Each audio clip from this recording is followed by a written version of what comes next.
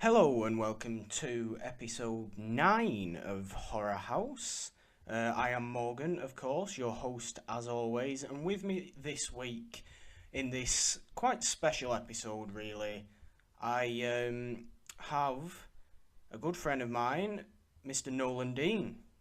Hey guys. Nolan, I am very, very excited to have you here today. We're talking Stephen King adaptations I'm very because glad to be here, man. well, I appreciate that. And I'm sure the two of us have something else to talk about in the next week or so. Maybe touch on it at the end of this episode. But Oh yeah, it's the Pictionary tournament, isn't it? yeah, yeah, Oh yeah, of big course. Europe-wide tournament of Pictionary. It's Yeah, I'm uh, pretty good at it. it's huge, really. It's huge. Hopefully, this audio is okay for everyone listening.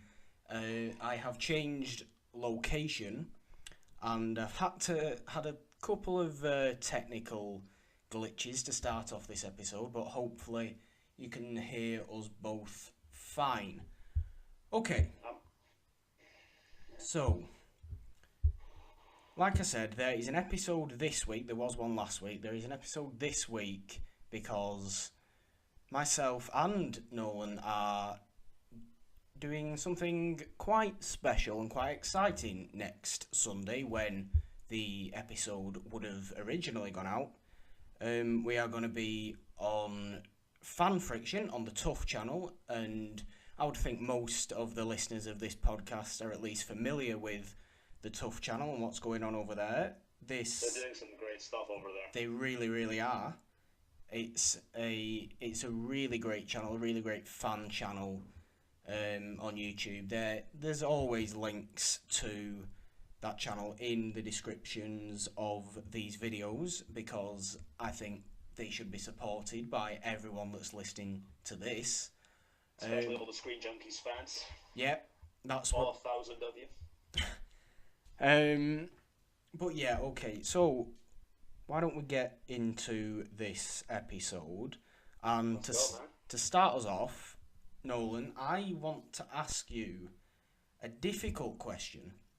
Oh, I love those kind of questions. And what is, or what would you say is your favourite horror film of all time, if that is even possible? Because I know for many, many people, that is the world's hardest question. Well, I have to think of it not just based on how scary something is or how much it relates to the genre or how iconic it is. I've got to think of how does it work as a movie? Are the performances great? Is the script great?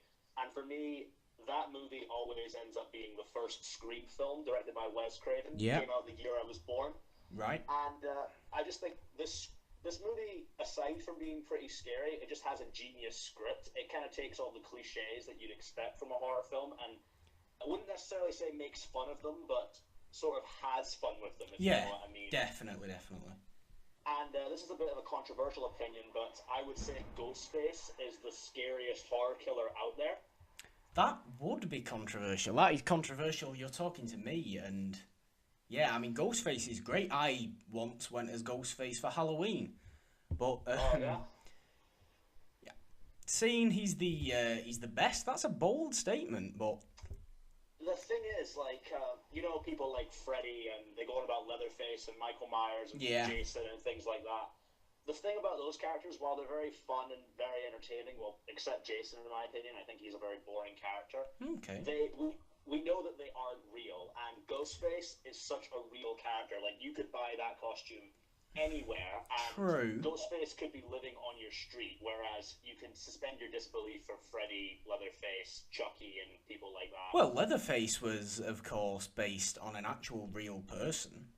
Yeah, But Ed Gein inspired a lot of he killers, did. but I honestly doubt there's someone like Leatherface out there. I would believe in a world where we've got people like Elliot Rodger and the Columbine killers that Ghostface is a more realistic and scary killer. That's a great point you bring up actually about yeah Ghostface feeling more real because it is. It's just a normal guy in each of the Scream films. It's just a normal person. Just And he gets his ass kicked. yeah, A lot of the scenes he gets his ass kicked. He's not like invincible like Michael. Freddy or someone else would be. Yeah, I mean, yeah, that's a great pick for a favorite horror film. Anyway, I love Scream. I'm pretty sure everyone listening to this loves Scream. Anyone who likes the horror genre surely loves Scream. You know, it plays on all the tropes so well in such a fun way. Wes Craven, rest in peace, was a true master of this genre. Definitely was. And Neve Campbell is probably the best horror protagonist I've seen, even above Jamie Lee Curtis in the original Halloween. I think Sidney is more of an interesting character. I like Sidney. Sidney's definitely up there for best final girl, survivor girl, whatever you want to call it. But yeah, Jamie Lee's the one for me. Have you seen the MTV series that has been based off of Scream? I've seen an episode, I think. I've not watched it as much as I probably should have. It's not bad. It captures the fun of the series pretty well, but you can tell this would be a lot better if it was done by Wes Craven and Kevin Williamson. Oh yeah, I'm sure it would be, but Wes Craven is no longer with us. No, he isn't. That hurt me. That one, I will admit. Wes Craven last year, it really did. Anyway, Stephen King is what we're talking about today. Best horror writer out there. Well, yeah. After that, as far as I'm aware, and having just said that, you are a huge Stephen King fan. He is one of your inspirations, or the biggest inspiration for you, I believe. Him and J.K. Rowling, yes. Right. What is it about Stephen King that makes him so inspirational to you? It's just the way that Stephen King will try the stories that nobody else will. I mean, I've seen a lot of horror stories like Triangle of the Conditional Right, like, oh yeah, we've got a serial killer escaping from an asylum, he's going out to kill someone. That's been done a million times. Yeah. Stephen King can do stuff where he takes something like as weird as a car coming to life. Yep. And he makes that scary. Yeah. And that's just true genius behind that. And his language is very fun to get into. It's not like trying to be too fancy or anything like that. But I've tried to read a lot of books like, Dracula and Frankenstein. Yeah. They come off as kind of pretentious, whereas Stephen King's a bit more easy to get into. Well, yeah, that's probably, the time in which, Dracula and Frankenstein, the 1800s Gothic horror writers was just so, it was really sort of elaborate language, like you say, almost pretentious. I mean, I made a point of reading Dracula quite a number of years ago. I actually really liked it. I mean, I know the style is quite weird in those diary entries. Some people I know really don't like Dracula as a novel, but I quite like that. But yeah, like you say, Stephen King is probably far more accessible because of the fact that he is a more modern writer and uses, like you say, this sort of fun language. Yeah, and I'm not saying Dracula or Frankenstein are bad books because they're fantastic. Oh, yeah. Without those, you wouldn't have Stephen King. No. But they are a little bit harder to get into. You have to be in the mindset to be able to watch that or to read that or to do anything like it. Yeah, I definitely get that. Okay. Why don't we get into some adaptations then? Some Stephen King adaptations. Probably the most adapted author in history. He's had a lot of good adaptations and a lot of bad ones. He has had a lot of bad ones, but I think we'll mainly focus on the good ones to celebrate Stephen King's work and not belittle it. But we won't bring up Pet Sematary. Oh, I like Pet Sematary. Really? Yeah. It doesn't hold up that well. I don't care. I can get into. I can look past dated effects and dated stuff like that. I actually really like Pet Sematary. Maybe I've got to give it a rewatch. Well, maybe it doesn't. No, the effects don't hold up. It's quite obvious, but I can watch pretty much anything and not be bothered by the effects really. I get you. Did you want to start us off by Seeing, Well, talking about what maybe is the Stephen King adaptation that you either like the most or find the most interesting. well, the one that I like the most, oddly enough, isn't even one of his best works. It's gotten quite a lot of attention for getting a remake next year, and of course, we're Mm. talking about Stephen King's It. Yeah, yeah, That is the most craziest and most ambitious thing he's ever done in book form. Like, it's probably his answer to things like Frankenstein and Dracula. And yet, the 90s adaptation that came out with Tim Curry, yeah. a lot of people hail it as this, like, holy Jesus Christ of movies. And whilst Tim Curry's performance is fantastic, Hmm. the rest of it, it doesn't quite level up to it. And I feel with this remake coming out now that's going to be directed by Andy Muschietti, he did Mama recently. Yeah. I think we could get the adaptation that we deserve. Well, I will say I do like the early '90s TV movie miniseries, whatever the hell it was. It. But yeah, like you say, it is really Tim Curry that he is the one that really shines, above all else. It is difficult to look past Tim Curry at some of the flaws there might be in there because he is, imperfect really as Pennywise. Do you But think the new guy's going to be good? I, from the pictures that have been released, I think he looks. His look is very, very good. I'm a big fan of the of how he looks. But I haven't heard a great deal of sort of other news surrounding the entire project, but from the photos, they get me excited to see what is gonna come of it. Yeah, same here. I mean, I got really excited when Will Poulter was originally cast to play Pennywise, and of course he's not playing him now. It's Bill Skarsgård. Yeah, Because Will Poulter was not. I don't think he was available at the time. By the right. time Cary Fukunaga left the project, but still, I'm really curious to see what they bring out with this because it has the opportunity to sort of bring back horror, as in like Stephen King adaptations. Yeah, I think it definitely could bring back Stephen King into the forefront. I mean, I've said it loads of times on this show. This year, 2016, has been a great year for horror. Oh, without Um, a doubt. Especially compared to what we've had in the recent past.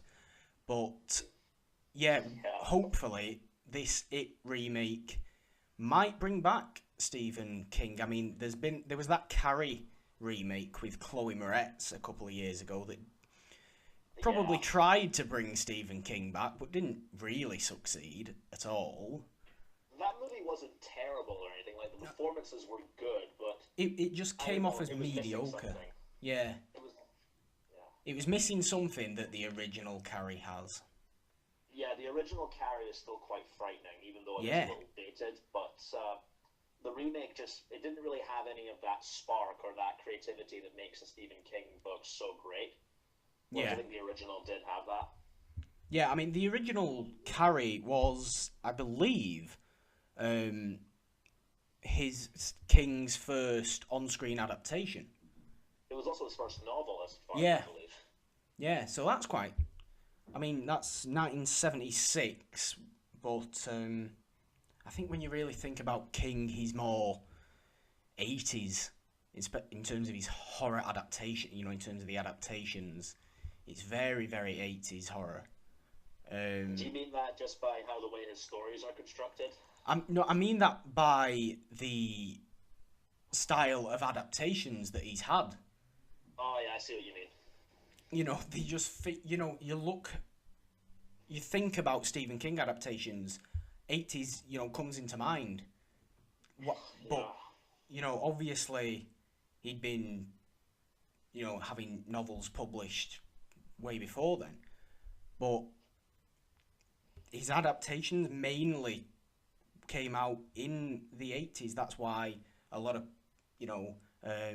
80s born people hold Stephen King in such high nostalgia factor. Yeah, absolutely. I feel like the 90s was really the decade where his adaptations went to new levels when you had things like The Shawshank Redemption and The Yeah. Green Mile. Yeah. which are hailed as some of the greatest movies ever made. Yeah, I think the 90s are when his adaptations became truly great.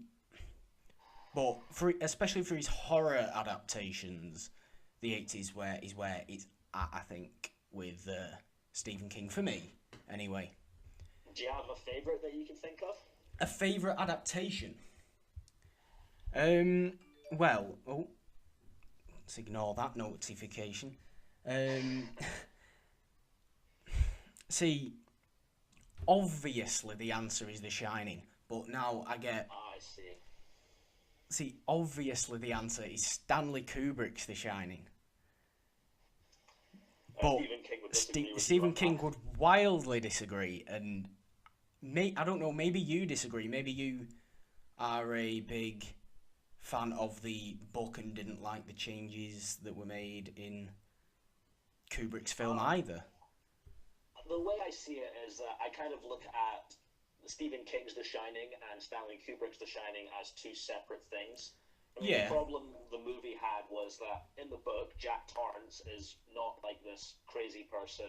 Ultimately, he's like an everyman. He's someone you'd expect like Christopher Reeve or someone like that to play. Right. Yet when you see Jack Nicholson in the beginning of The Shining, you just know he's going to turn out crazy. So it kind of takes out some of the suspense. So I can see in that way why Stephen King wouldn't like it, because it's not at all like how his book was. He says it's not a bad movie. He just thinks it's a poor adaptation of his book, and I can agree with that. I think The Shining is a very good movie. But Yeah. as an adaptation, it kind of fails. No, I think it's probably the one film when you think of, great movie but not so great adaptation. Yeah, I can agree with that. But it has some great moments in it. Oh yeah, I mean, but yeah, that is definitely my favourite film from a Stephen King source. I won't even call it an adaptation. I actually haven't seen it in a while. I think I saw it when I was like 16, and I haven't watched it since. Right. Wow. I watch it quite often. It's one that's definitely yearly. For me, I will stick The Shining on because I just love it. Kubrick is one of my all-time favourite directors, and as far as I'm concerned, The Shining is one of the best horror films ever made. I won't disagree with that. I think it's a very good movie. Well, yeah. I felt like I glossed over the original Carrie. I want to maybe talk a little more about that, if that's fine. Yeah, that's good. I mean, I haven't seen it in a while, but from what I can remember, you bought Sissy Spacek as Carrie, Yeah. whereas with Chloe Grace Moretz, it didn't really feel as organic, because Sissy Spacek felt like a kid who would be growing up in Carrie's situation. Yeah. And the mother performance in that is absolutely terrifying. Yeah, I mean, yeah. She's the true villain of Carrie. Carrie is not the freak. Her mother is definitely the freak. Oh, yeah. Piper Laurie, the actress who plays the mother, Margaret White. She is... she's brilliant. Great actress. Despicable character. Despicable character. Really one of, the worst mothers... the worst on-screen mothers in history, really. He's a step above Joan Crawford. Yeah. But yeah, the original character, it has that. The thing is, this is the same with the the whole story of Carrie. Is it doesn't really become horror for quite a while. Not really. It's definitely more a story about growing up and how hard that is, and it kind of plays off of that fear, like, oh, your body is changing, you don't know what to do with it. I mean, that's relatable for everybody at that age, but King took that and he made it into a more fantastical story that made readers more accessible, and they actually managed to understand things a bit more. Yeah. I mean, thinking about it now, Carrie has by far the greatest jump scare in film history as well. Oh, yeah. Right at the end. I can remember sat in film class in college, and my film teacher, on like the first day, he put on the end of Carrie, and I hadn't seen Carrie at this point. This was 3 years ago. Spoiler alert. I'm not going to spoil anything, but he No, put. I mean, him showing you the ending, that's kind of like a spoiler alert. It was just the end scene, no context. Oh, I see. He just wanted to scare us. And he was successful in doing that. It's one of the few jump scares that really does get me. Pretty much every time. Jump scares get a bad reputation for all the wrong reasons. They can be effective when done well. It's when they're done poorly. And there are so many... If it's from something you're meant to be afraid of, then a jump scare works. But if it's a false scare, that's just cheap. Yeah. False scares are never good. Whenever, you watch something, you think, yeah, there could be a jump scare here, there could be a jump scare here. Oh no, it's not. It sort of disappoints you, in a way, when false jump scares come out. It's because they release all the tension, so by the time that something comes up where it's actually meant to be scary, the audience is just tired of seeing it. Yeah. But yeah, the original Carrie is definitely one of the best Stephen King adaptations for me. It actually starred a future A-list actor. I'm not sure if you know this, but John Travolta. Yeah, John Travolta. I think it was his first role, actually. I might have to look that up, but I wouldn't dispute it. It could definitely be. I believe it was. I'm sure I remember reading that somewhere, that it was actually Travolta's first. He isn't good in the film. No, not at all. He's quite bad. I don't know how he made a career from doing Carrie. It's probably a good idea that he chose Saturday Night Fever and Grease after that. But Definitely. no, he isn't good in that film. But the rest of the film is excellent. And the split screen that Brian De Palma uses in the prom scene that's great filmmaking. I would show that like at every prom video that ever exists. That's what my prom was lacking. Was on the psychopath. Just some sort of massive fire, or at least a showing of the prom scene from Carrie on a big screen somewhere. I think all proms should aspire to be like the one from Carrie, because it's memorable even though everybody dies. Ending in death. You should invite my ex-girlfriend to prom. Okay, anyway, did you have any more that you wanted to talk about? One that I saw recently that I didn't actually know was directed by a really great horror director, John Carpenter. Yes. He directed Christine. He did. Yeah. Christine. I was very surprised at that. Christine is definitely not Carpenter's best film by any stretch of the imagination. But Christine surprisingly works. It's so ridiculous that it just has to be told. It's one of those stories that nobody else but Stephen King could do. Oh no. I mean, how a car is supposed to come off as that frightening. And it's pulled off as well. That's the bizarre thing, and the incredible thing, really, is that Stephen King and John Carpenter in the adaptation pulls off the car Christine being frightening. Well, if a car was just racing after you, you couldn't see who was driving it. That would be pretty scary. Yeah, I suppose it would. It's definitely I'd say one of the weirdest things Stephen King has done, or at least one of the weirdest things that I know from Stephen King. But you could look at it in a different way, sort of. If you see it as a story about a guy becoming obsessed by something so much that it literally kills, then it adds a bit more of a layer to it. Yeah, I've not actually thought about that. That's quite interesting. I might have to give it a rewatch with that in mind. It's surprisingly very fun to watch. I mean, I Oh saw it yeah, for the first time, and usually I'll pause it and I'll go do something else and I won't get back to it. But I stayed throughout all of Christine. And, it's not even like a great movie, but it's such a fun movie that's like yeah, one you could watch with your friends on a horror night. yeah, definitely.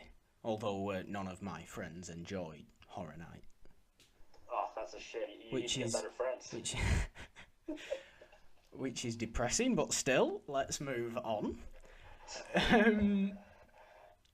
Um, I see.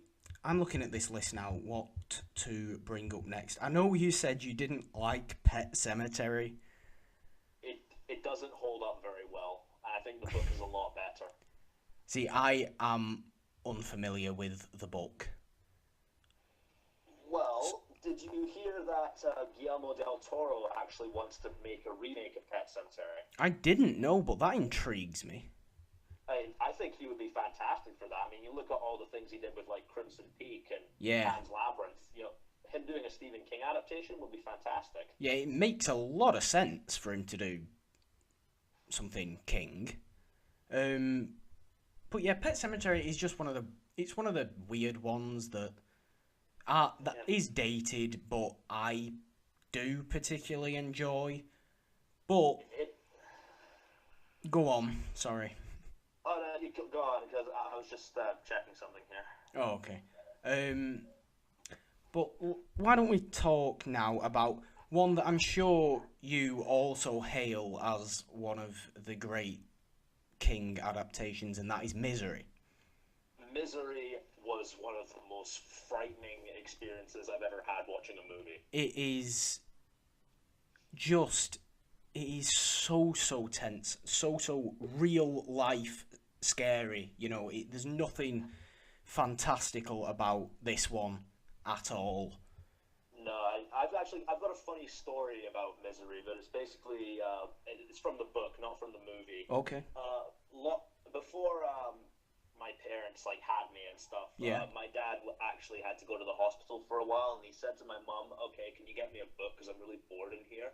And he's lying in hospital for a couple of days, and my mum brings him Misery. Oh, that is the worst idea. And then right after he reads it, he's like, "Why on earth would you want me to read this?" Was she playing a horrible joke on him? I think she didn't even know what it was about. She just picked it up wow. as a car sale. That's incredible. Imagine that. Imagine what must be going through your head. Yeah, Discovering Misery for the first time whilst in a hospital bed. And as a writer myself, the idea of Misery actually, it feels like something that could happen. You know how fans will react if they see something they don't like and Yeah. it work, they'll go nuts. Oh yeah, Misery is not that unrealistic. no, that's why it feels so real, because there are fans out there that are that insane. Ugh, I've dealt with a couple of them on Reddit. Oh, are you bigging yourself up there? Not necessarily, just trolls and things like Yeah. that. Yeah. Yeah, okay. Yeah, Misery, Kathy Bates deserved Oscar Definitely. win for that. It is arguably the best performance in any King adaptation. Yeah, James Caan as well should not be overlooked. He is also brilliant. Yeah, sadly he's not been in much recently. No, he hasn't. I've not heard much of him for years. Presumably he's still doing stuff. I think he's just doing TV and stuff like that. Tends to be what happens, really. That's a shame. I want to see James Caan in more movies, because he was a great actor. Yeah, and he was fantastic for that part. Oh yeah. And there's one part of Misery that it kind of sums up how I feel about the fans trying to influence how the writer does his work, because that really irritates me when fans try to do that, like when they're trying to than George R. R. Martin or even Stephen King or J.K. Rowling's tips. Yeah. Is the final scene of Misery where he writes the book that Annie wants, and then right in front of her he just sets it on fire, rips it up and shoves it down her mouth. Yeah. Dude, you are speaking for writers everywhere. Yeah, that is. It's quite funny in a way, that scene. I mean, it's all built up to sort of this, but it's quite a funny sort of, climactic moment, really, in a film that is not funny at all. Oh yeah, I can barely watch the sledgehammer scene. It's one that stays with you. It is really, really one that stays with you. And I don't know how they got that practical foot to bend like that in such a way that made it look very, very real, but credit to the effects team on Misery. Yeah, definitely. And there's one more scene in Misery that I just think is genius, is when he first meets Annie, right? Yeah. And, he's nursing her back to health, and she seems all nice, but then she reads the book, and then all the lighting goes down, and the only thing you see is Annie, and she's just yelling at him. It's one of the most frightening things I've ever seen, and I've seen shit that's really frightening. Yeah, that is one of the scenes where Kathy Bates just really, really shows how phenomenal she was in this role. She was made for it. She really, really was. And, as far as I know, she's not like that in real life. She's not. I'm sure she's a delightful woman. She's probably a lovely woman. Okay, we are maybe about halfway through this episode now, so let's do some plugs. Nolan, do you want to plug some stuff? I actually write horror stories. You can find me at Nolan Dean on Reddit. I have this one called The Ice Princess that is very Stephen King inspired. That I have read and very much enjoyed. Yeah, I won't spoil too much if you haven't read it, but I wanted to play on a fear that is just relevant to most kids, and that's like the fear of isolation and being bullied. And that's all I'll say. If you want to know more, you'll have to go and read it. Yeah. Where can listeners find you on social media? You can find me at NolanDean27 on my YouTube channel, Nolan Dean, where I do like some crazy sketches and voice acting and things like that. There's one where I did a voice acting of the Joker, and I'm thinking of doing one of Pennywise in time for the new It coming out. Okay. I've been working on that voice for a long time. I will say your Joker is very, very good, and it is Mark Hamill's Joker as well, so that makes it all the better. Oh, why, thank you. There's a little taster. Yeah, if you are enjoying this episode, please leave a like, subscribe to this channel for all the new content that's going to be on here. You can follow the podcast on Twitter, that is at HorrorHousePod. You can follow me on Twitter, that is at ThePurpleDon. Okay, Game Face back on. Alright. Cujo. The movie that will make you never want to own a dog. No, Cujo is legitimately terrifying. Oh, absolutely. I mean, you've got the mother and the son stuck in Texas heat where it's roasting, and they can either die of suffocation slowly in the car or risk going out to face a rabid dog. It is...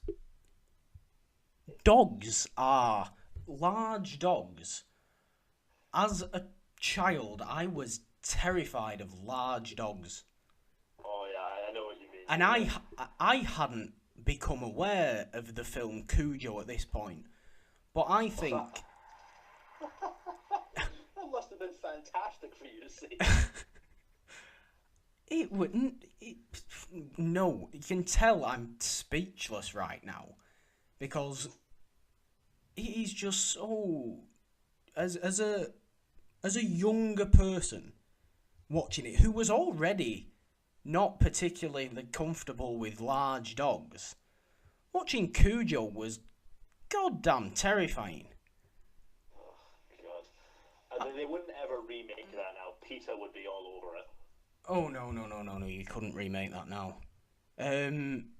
But watching it now, as I am now, nowhere near affects me as much as it did. Yeah, of course.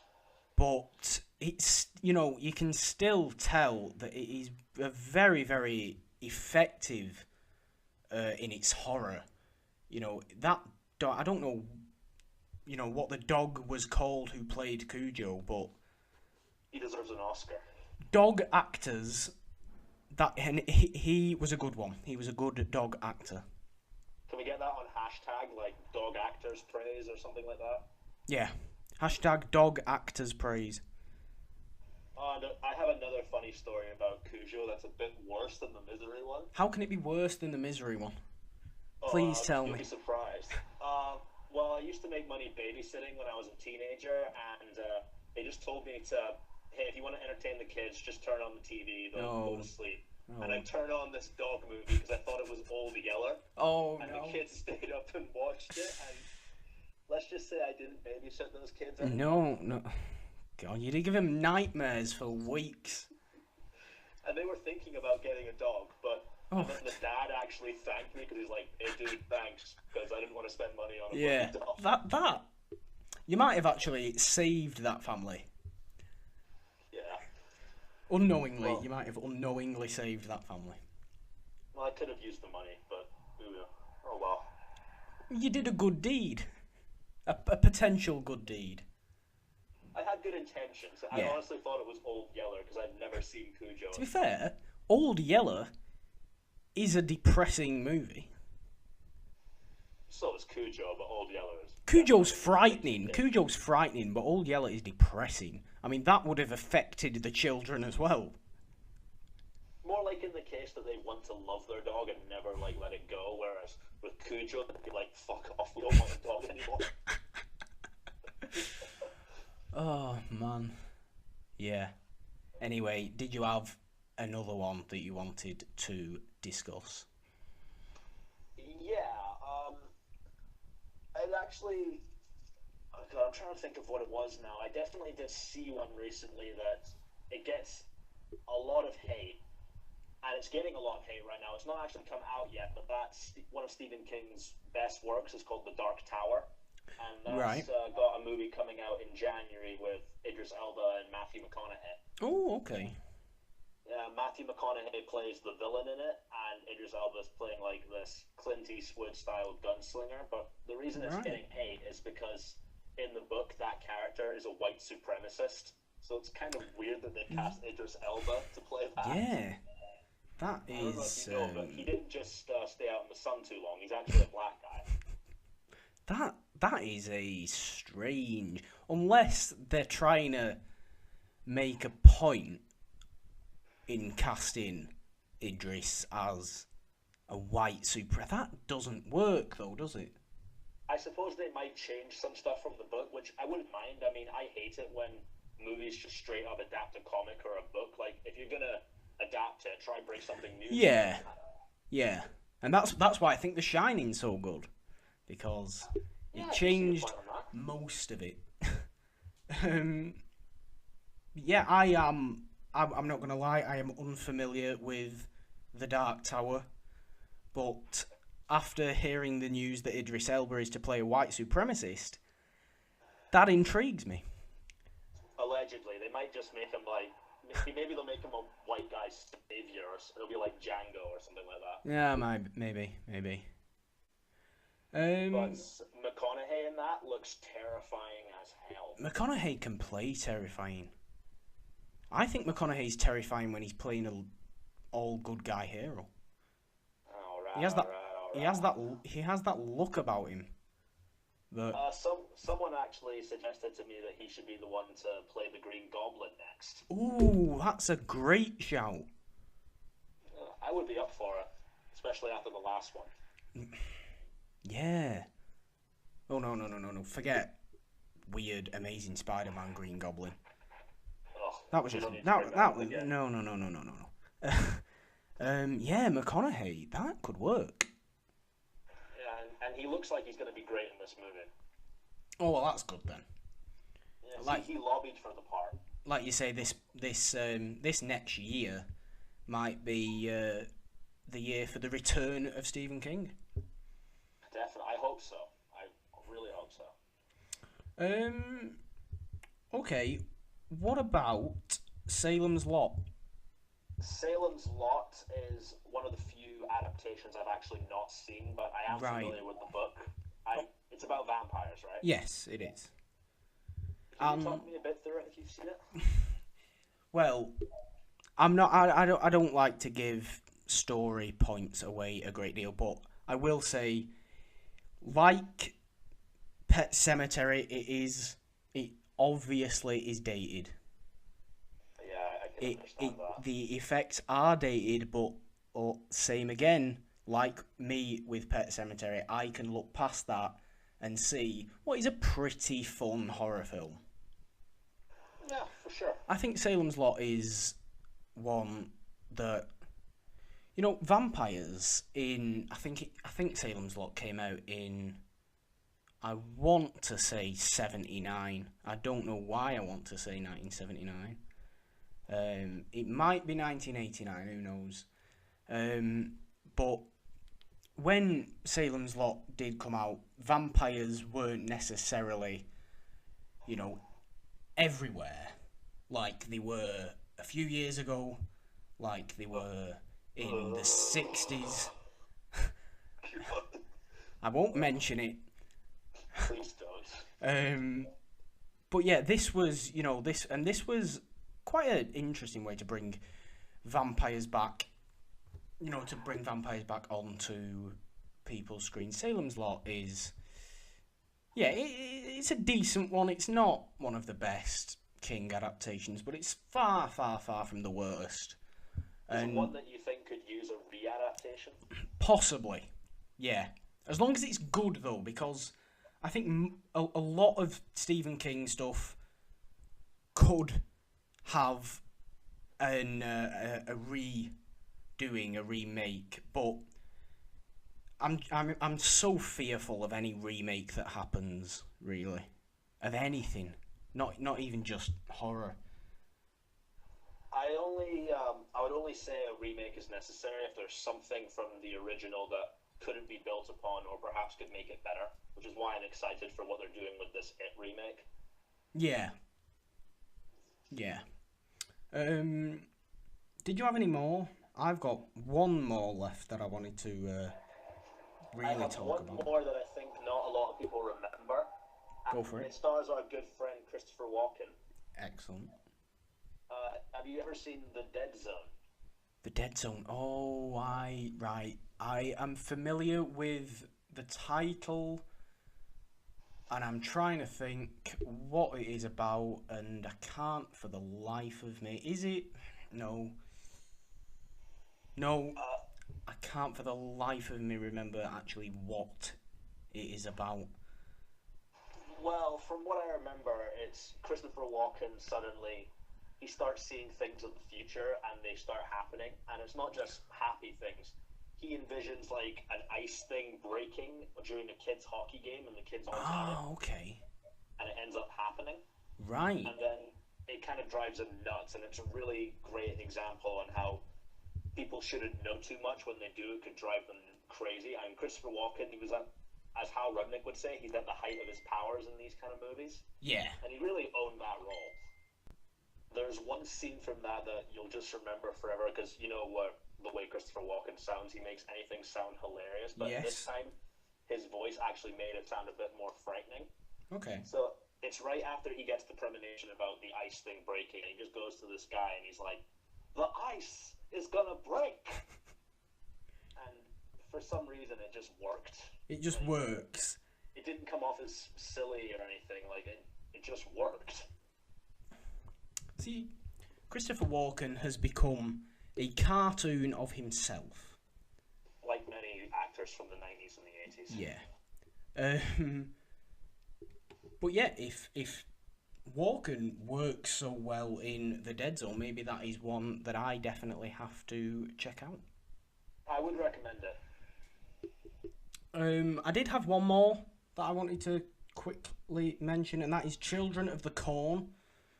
Oh, I forgot Stephen King even wrote that. Yeah. That was one of the times when I was like, holy shit, children are dicks. Yeah, I really like Children of the Corn.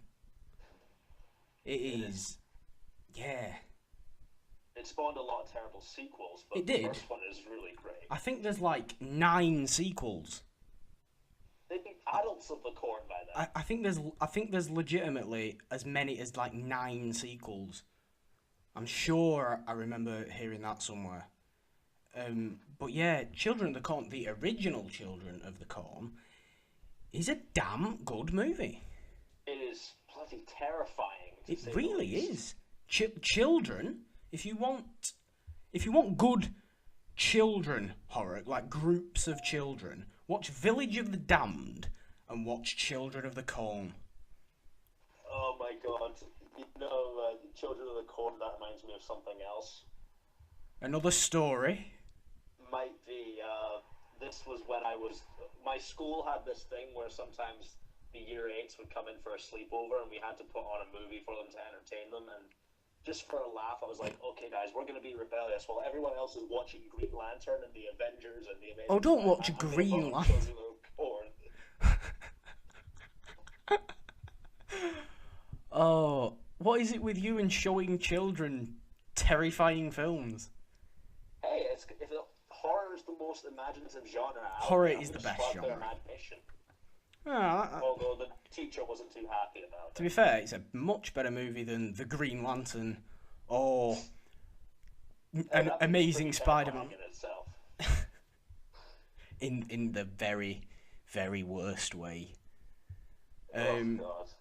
But yeah, Children of the Corn, I think, is it a short story by Stephen King? I think so, yeah. I think it's one of his novella stories. Yeah. But yeah, I really like the original Children of the Corn. Yeah, if you want a good group of children being terrifying film, that's where to go. And don't show it to kids. Don't show it. Don't. How much they want to use Don't. Because the kids then may even want to be like the Children of the Corn. Well, these were year 8, so they're not that stupid. Oh, they might be. How old? Year 8. Possibly. Year 8's 12. Something like that. Yeah, they might be. Apologies for any year 8 listeners that we've Sorry, just year 8s. insulted. Yeah, but anyway, I think that's probably it for what I wanted to talk about on horror, Stephen King's horror adaptations, but it would be wrong to not mention his other great ones. Stand By Me, Yeah, for of one, course. is,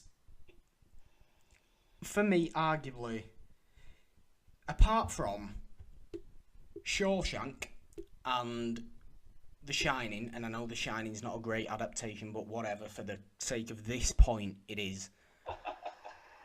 Stand By Me is third best Stephen King adaptation. It's a great coming-of-age story. I love Stand By Me. It is one of the perfect coming-of-age stories. And I didn't grow up in America, as you can probably tell by these Really? accents.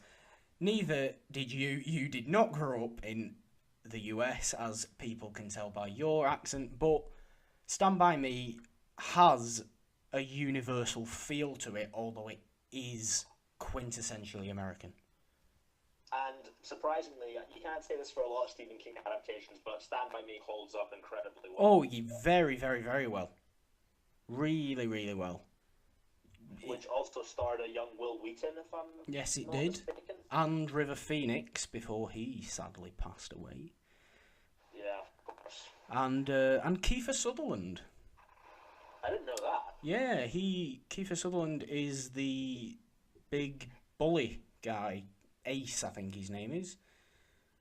That's classic Stephen King naming right there.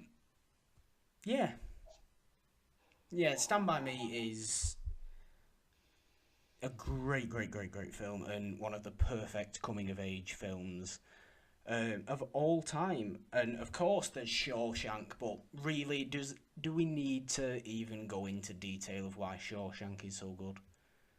Not really. It's just It is just all I can say about Shawshank is watch it. It's great. Holds up every time. yeah.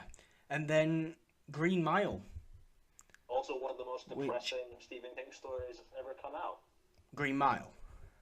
Yeah, it's quite a sad story. It is a very, very sad story, but the Green Mile film from '99 with Tom Hanks and the late Michael Clarke Duncan is very, very, very good.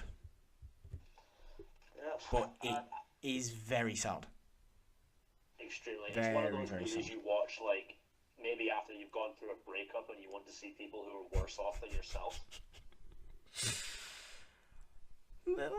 That's a interesting reason to watch The Green Mile. That's the only reason I watched Prisoners. Prisoners. Yeah. Oh, okay. One's just sprung to mind, actually, going back to horror. Are you familiar with Creepshow?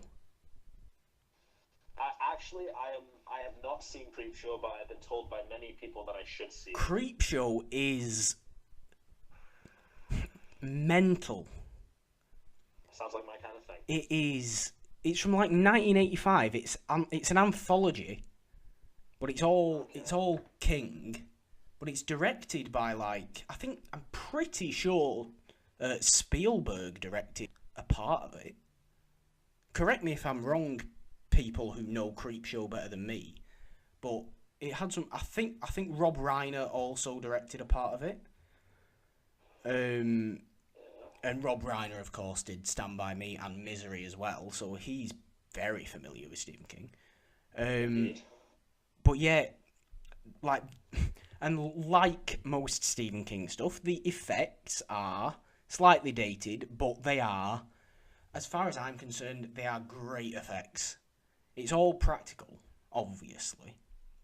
Well, it had to be back then, and it's actually better for it. I'm an advocate for practical effects. So as am I, as anyone listening to this will know, I am a huge, huge lover of practical over CG. But yeah, Creepshow is one of the best anthology horrors I have seen. Granted, I haven't seen a great deal of them, but it's definitely worth watching just for a fun time. Yeah, I believe Stephen King also acts in that. Yes, I think he's in the first segment. Yeah, he's not exactly a great actor, though, is he? No, forgettable. You're not looking at it and going, wow, Stephen King is a surprisingly good actor, but you're not looking at it and going, wow, Stephen King is a terrible actor. He's serviceable, is what he is. Yeah. He's not quite as weirdly ridiculous as, say, Tarantino in Django Unchained. Oh, God. Which is probably the worst performance by a director in his own film. But I enjoy that all the same. Yeah, I mean, I haven't seen Creepshow, but from the way you described it, I definitely want to see it. Oh yeah, it's definitely one you should be checking out. Okay, that might do us for this discussion on Stephen King adaptations, but while we've got a few minutes at the end here, Okay. Nolan, do you want to start bigging up what's happening next Sunday? Next Sunday, Morgan's going to get his ass kicked. Next Sunday, I am very much not going to get my ass kicked. Next But we're Sunday, going to admire Jack Shipley's beard. we are, as everyone should, admire Jack Shipley's beard. Jack Shipley, you're beautiful and please favour me.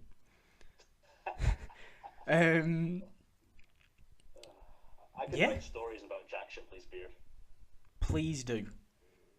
I might write one. For the so I can sake- send it to him before the show. For the sake of Screen Junkies fans everywhere, write a story about Jack Shipley's beard.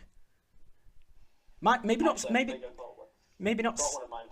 maybe not send it to him before the show, because he then may be afraid of you and won't give you any points.